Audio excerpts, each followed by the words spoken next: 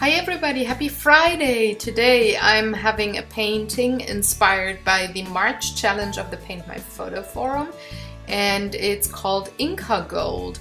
The challenge was to make a book cover painting for a book, and either your favorite book, give it a new cover, or maybe have a painting that could be, well, the cover of a new book that doesn't exist yet. I decided to take a book that already exists, and it is the first book that I read written by my favorite author Clive Cussler, and it's called Inca Gold. It was published in 1994, and I really like this author. I have pretty much all of his books and love to read them, but Inca Gold is my favorite one. Maybe also because it was the first one that I ever read by him, and I really like his style, how he writes and how he builds his stories. So I decided, okay, Inca Gold, which means, well, a temple of Aztec or Mayan origin. So that's why I have these steps on the pyramid. And gold, I decided, I don't want to have any figurines or statues or something that may also point you to the era that the book is about, but paint the pyramid with gold. Not only solid gold, but have gold in there, and depending on what angle you look at the painting, you can see it reflect. So for the background, I decided to go with very muted colors, a Prussian blue and a bit of sepia brown to have gray clouds in there, and a bit of a greenish, underpainting, so to say, for the steps in the middle.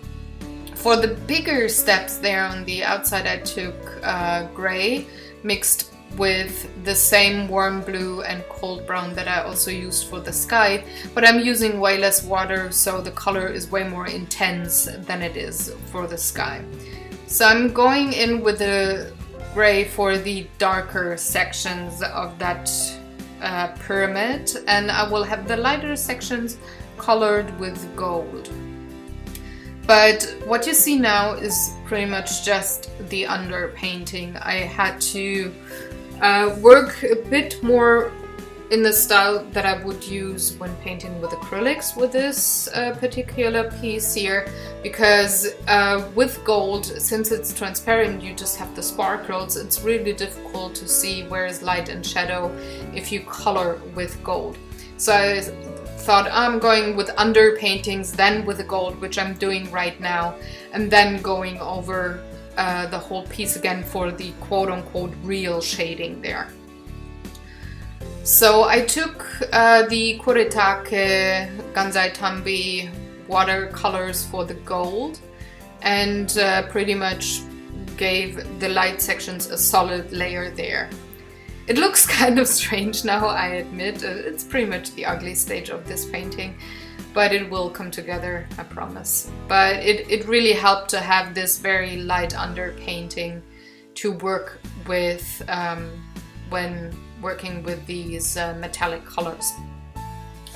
So I went over the steps again, this time not with gray, but with sepia brown, the color that I also used in the underpainting, and black, a mixture of that. And depending on how much water I have in there, the black brown mixture will be a bit more intense or not so much. I'm also mixing in a bit of the gold that I had laid down, so I'm having soft blended sections in between light and shadow, and I'm just going pretty much back and forth to intensify colors, to have the right shading, and just make the pyramid look old and ancient, almost, not in a pristine way anymore, but still incorporating the gold from the title of the book.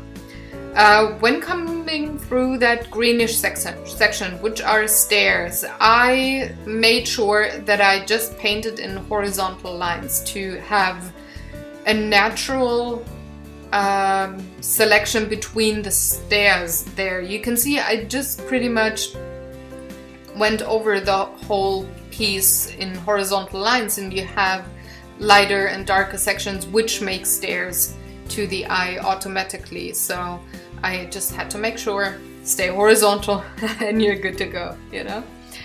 So here is the painting at the midsection. I thought, it's still kind of bland. What do I want to add? The shading is right, but it doesn't look real. It doesn't look 3D. So I thought, okay, let's intensify the shading first at the stairs. Go with the midsection. Go with solid black only, and then also have these vertical lines there at the bigger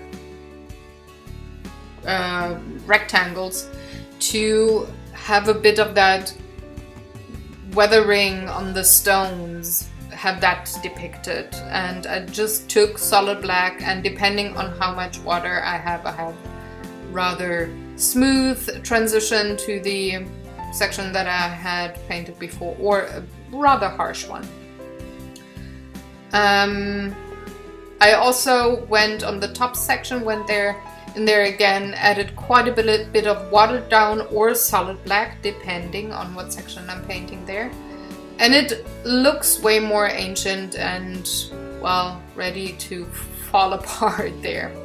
I went in with olive green to have a bit of the shrubbery that will grow around any architecture if it has enough time, and also grow on the stones there. So that actually helps with the ancient weathered look of the pyramids quite a bit.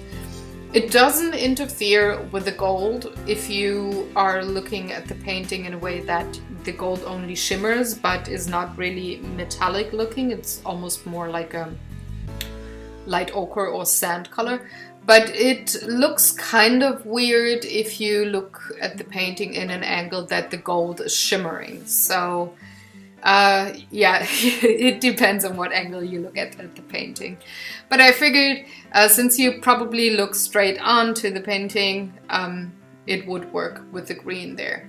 I added some more black lines with a thinner brush onto the stairs, defining some of the lines around the pyramid just to, well, have it look neat.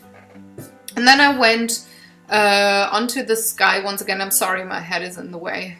I was standing up instead of sitting, so I forgot where the camera is shooting. But I just went over the sky again with the same blue, intensified the parts immediately around the pyramid, and let it fade out to a lighter blue on the upper left hand side of the painting. Then I signed the piece and called it done. So this is my book cover and my painting for today. I hope you enjoyed watching along. If you have any questions or comments, leave them in the comment section below. There's close-up photos on my blog, so check it out if you're curious. And I will see you next Friday with a new painting. Until then, do all the good YouTube stuff. Have a lovely day and go create. Bye!